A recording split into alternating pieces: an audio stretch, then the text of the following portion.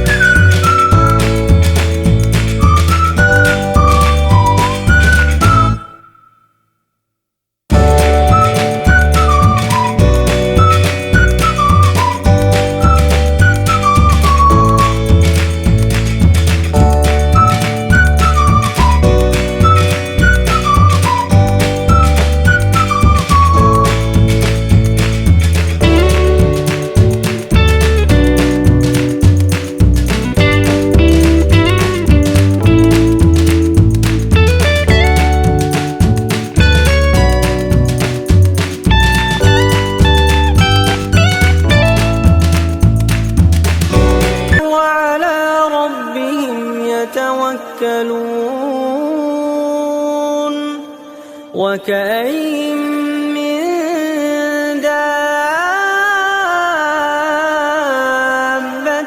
لا تحمل رزقها الله يرزقها وإياكم وهو السميع العليم.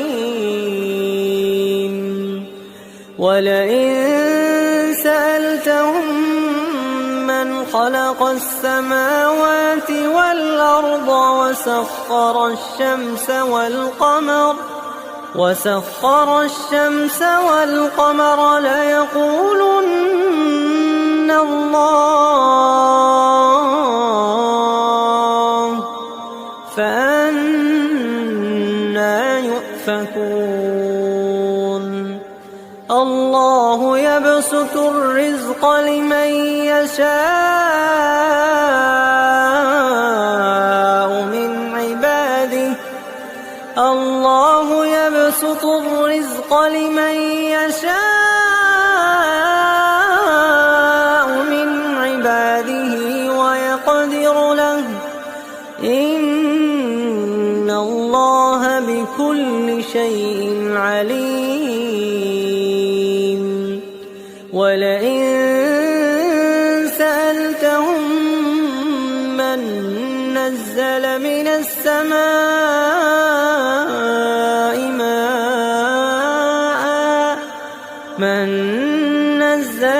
السماء ماء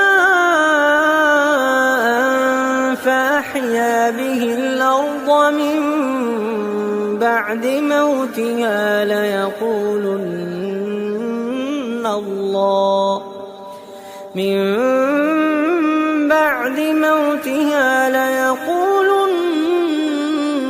الله قل الحمد لله بل أكثرهم لا يعقلون.